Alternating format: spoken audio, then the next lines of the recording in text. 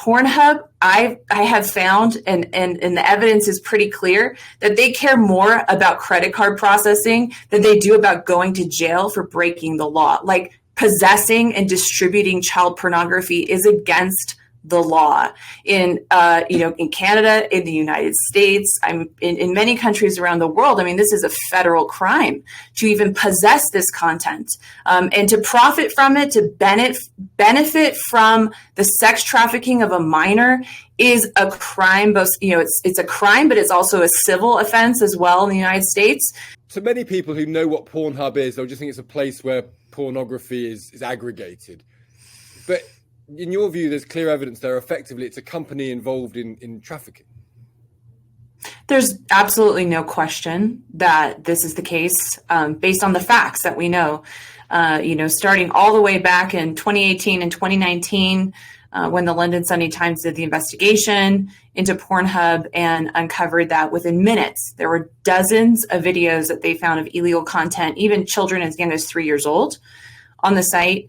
One of the main problems that I discovered in early 2020 with Pornhub of why the site had become infested with videos of real sexual crime, including child abuse, rape, and trafficking, is because they were not verifying the age or the consent of the millions of individuals in the videos that they globally distribute and they profit from. And when I say they profit a lot from free porn by delivering 4.6 billion ad impressions to advertisers every day. And they know what's going on, and that's what makes the complicity so egregious in these cases. And tell us what happened to your family and explain how you came across all of this. Sure. I mean, I've been combating the injustice of sex trafficking for about 15 years now. And I started to investigate the intersection between what I call the big porn industry, which is primarily run by a company called MindGeek, the parent company of Pornhub that owns the majority of mainstream porn sites and brands, especially the tube sites, so the YouTubes of porn, free user-generated content, and seeing how non-consensual illegal content, including trafficking, was ending up on these sites. And I decided one day to test the upload process for myself and see what it actually took to upload content onto Pornhub, and discovered that as of February of 2020, all it took was an email address to upload sex videos to Pornhub. And they weren't verifying ID to make sure that these are not children or consent forms.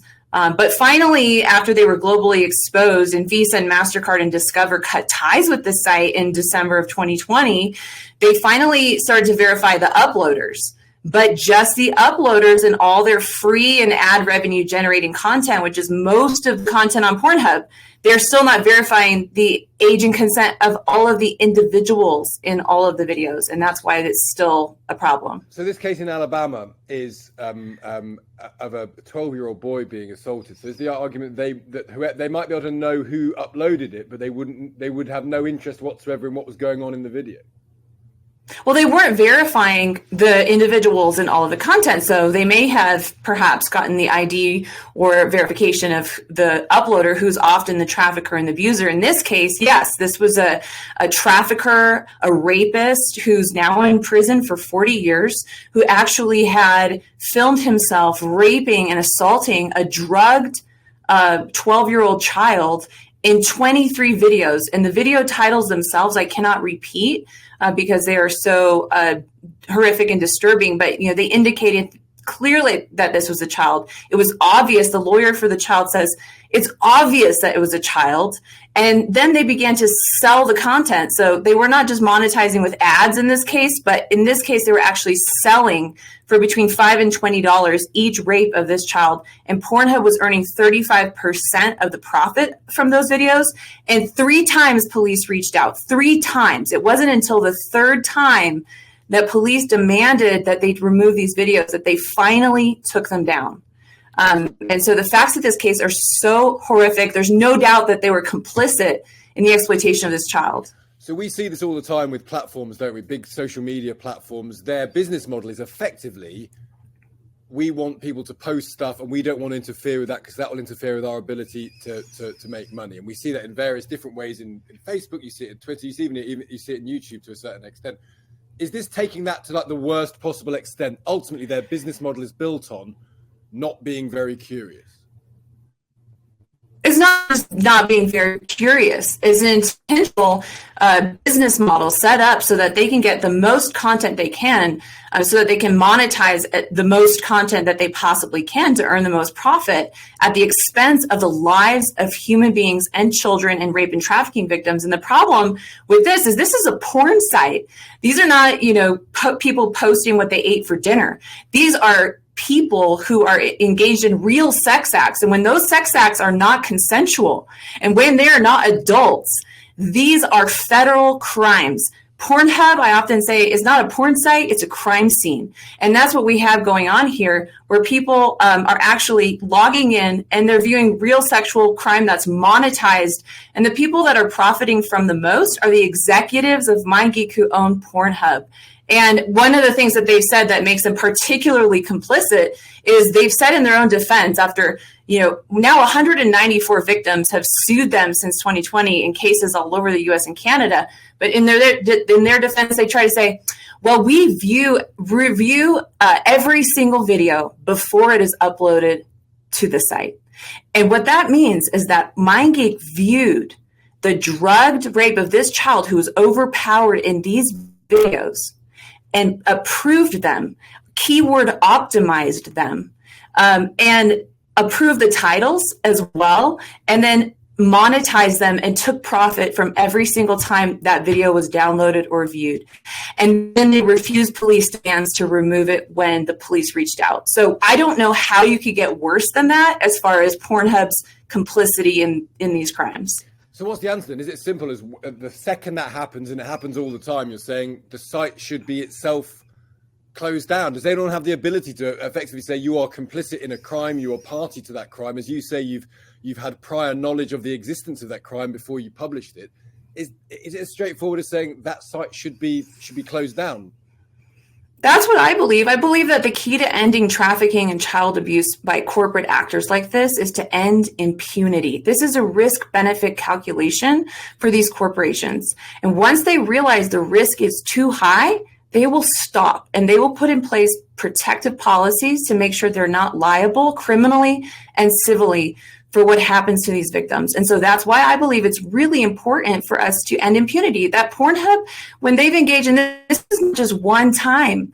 I mean, victims have been coming forward. They actually deleted 10 million videos in 24 hours. They removed 80% of the entire website when Visa and MasterCard investigated them and cut them off in December of 2020 because they care so much about those credit card being able to process those credit cards.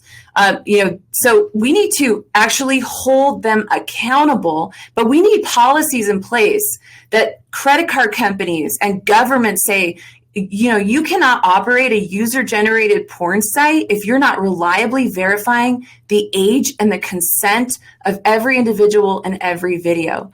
And when we do that, we'll make sure that another Pornhub never pops up in its place in the future. And so that's what I believe is the key to ending this. And does that need new law? I mean, does that need new law primarily in the United States? Does it need new laws in other countries to actually provide the framework for that? We do. We need new laws. There are laws in the books in the United States. We have something called USC 2257, which requires age verification. But there's ways that these platforms, they call themselves platforms, even though they approve and often, choose content and optimize content and actually profit from downloading the content. But we need more clear laws on that. But I think even better than laws is the enablers, the corporate enablers like Visa, like MasterCard, like Google, to say we won't do business with user-generated porn sites unless they do A, B, C, and D. Because when they do that, those regulations take place immediately, globally. And you know what? Pornhub, I have found, and the evidence is pretty clear, that they care more about credit card processing than they do about going to jail for breaking the law. Like, possessing and distributing child pornography is against the law in in Canada, in the United States, in many countries around the world. I mean, this is a federal crime to even possess this content, and to profit from it, to benefit from the sex trafficking of a minor is a crime. Both, it's a crime, but it's also a civil offense as well in the United States. And so they care more about the credit card.